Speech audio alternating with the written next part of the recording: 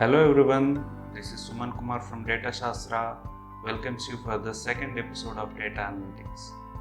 In this episode, we'll learn how we can use Microsoft Excel for the data analytics.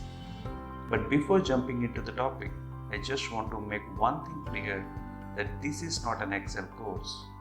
Because Excel in itself is pretty vast subject and covering it fully in this course is going to be really challenging. So we are going to learn only those topics of Excel that are related to data analytics. But if at all you are interested about complete Excel course, please leave a comment in the comment section so that I can plan making a full course on Excel. Okay, now without wasting any further, let's jump into today's topic, that is Excel for data analytics. This episode is going to have two parts. In the first part, we will learn basics of Excel, data formatting, sorting and filtering. And in the second part, we are going to learn formulas, conditional formatting, and pivot tables and pivot charts. This is the layout of Microsoft Excel. Microsoft Excel is world number one spreadsheet program. So spreadsheet programs are those programs in which data is arranged in the form of a table. Data is arranged in the form of columns and rows. Coming to Microsoft Excel, each and every column is indicated by an alphabet like A, B, C, and we have around 16,384 columns. Similarly, each and every row is indicated by a number, and we have around 1,048,576 rows. So 16,384 columns and 1,048,576 rows. So that's a lot of data that you can store in a single Excel sheet. The intersection of a row and column is called cell. So in this case, the highlighted portion, the way the cursor is there. Similar to rows and columns, each and every cell is going to have its own reference. For example, in this case, the cell reference is A1, where the cursor is present. This is called name bar. So the cell reference is going to be A1 because we are in column A and row 1. So the cell reference is going to be A1. Similarly, let's go to this place. Okay, now we are in column B and row 6. So the cell reference is going to be B6. So cells are basically the place where you go and enter the data in Excel. And in order to modify the data present in these cells, Excel provides a lot of options that are grouped under various tabs called Home, Insert, that you can find at the top of the screen. Like we have various tabs like Home, Insert, Page Layout, etc. And if you click on each and every tab, you will see a particular portion with lot of option. So this portion is called a ribbon, and we have one ribbon associated with each and every tab. For example, under Home tab, you can see cut, copy, format, painter, etc. And if you click on Insert tab, you can see options like pivot table, picture, clipboard, etc. Now let's start playing with our first Excel spreadsheet by entering some data. So our sheet name is going to be sheet 1 here. So by default, whenever you create a fresh Excel file, we'll get 3 Excel sheets by default, but you can add as many sheets as you want.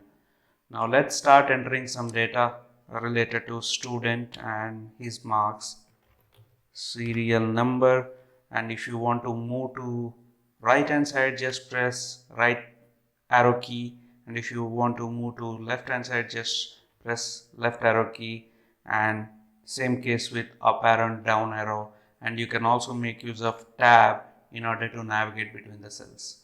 Okay, serial number, name, class, subject 1, subject 2, subject 3, total marks, and result. 1, let's say Amar class 1.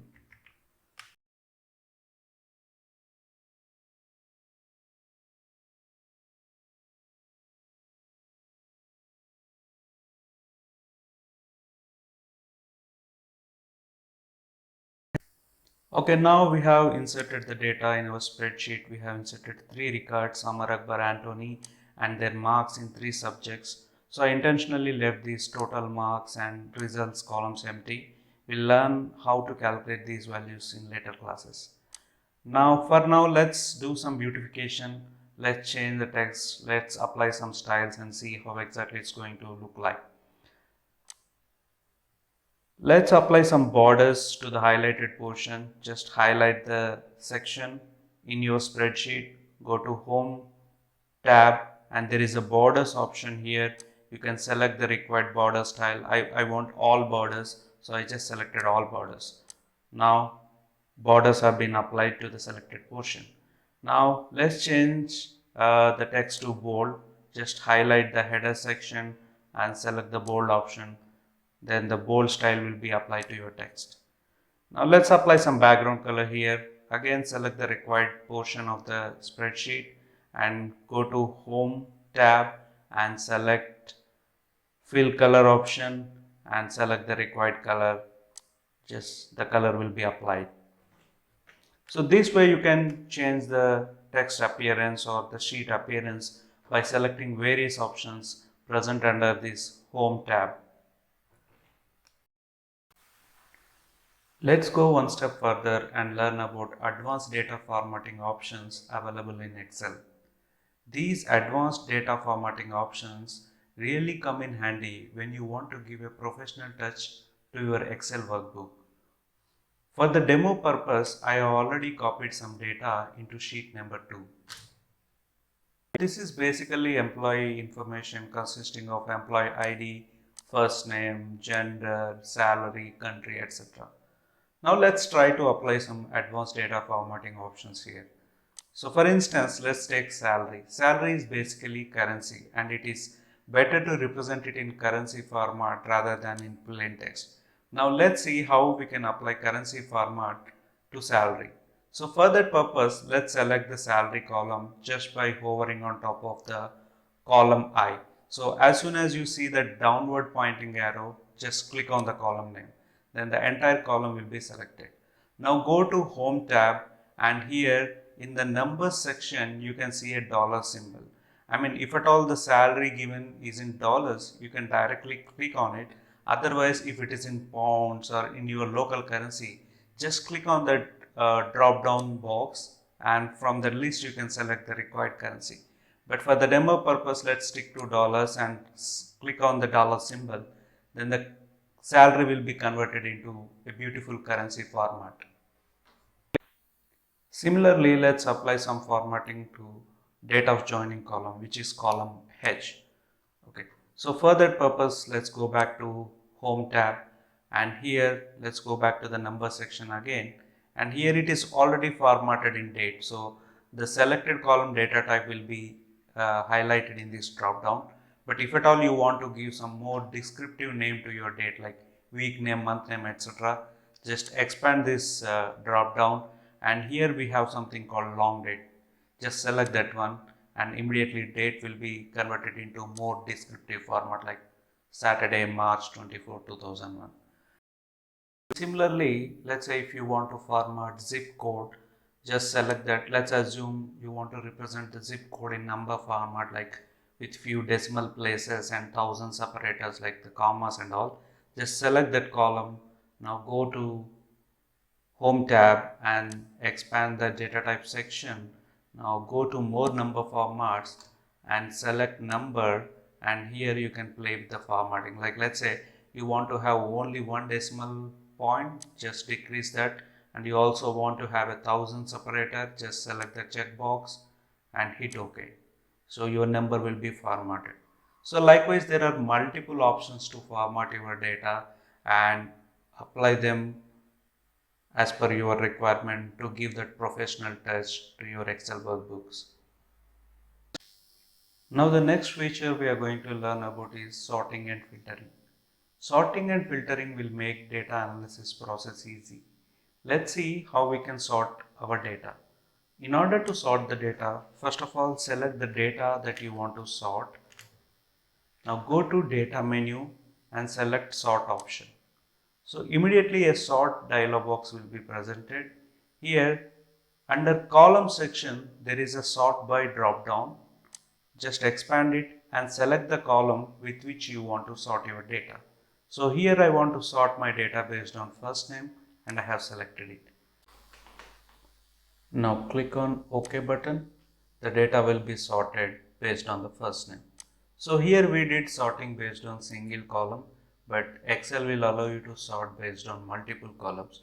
For example, let's say we have sorted based on first name, and if we have multiple similar first names, if you want to sort it further based on employee ID, you can use multi-column sorting. So Abdul is the example for this instance.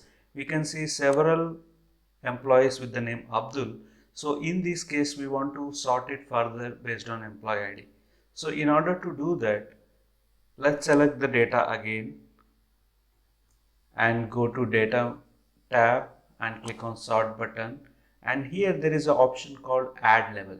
Just click on add level button and you will be presented with another drop down called then by. So here you will go and check employee ID. Now click on OK. Now this sorting is based on multi columns. Now coming to filtering, again select your data, go to data tab, and here we have a funnel symbol called filter. Just select that one and immediately the top row consisting of columns will be added with drop down menus. So here for example I want to filter the data by region. I just want to see only the records that belongs to region Midwest. So I just deselected everything and I selected Midwest and clicked on OK button. So now I will have records belongs only to Midwest. Now if you want to filter the data based on some date, let's say date of joining, here Excel do some very neat job by grouping the dates into years, months upfront, so that the filtering is going to be very easy. For instance, let's say if you want to know all the employees who born in 2017 January month. So here you can see Excel already grouped the dates into years and months and further into dates. Now if at all you want to select the employees who born in 2017 January, first of all deselect everything and select only January present under 2017 and hit OK. Now you will get the employees who born in the month of January 2017. So that's it for today's video, friends. In the second part of this video, we will learn few more advanced topics of Excel, after which we will straightly jump into building dashboards using Tableau. Until then, stay tuned to my YouTube channel and also visit my Facebook page, where we will be having very interesting discussions on data analytics. Link has been given in the description section.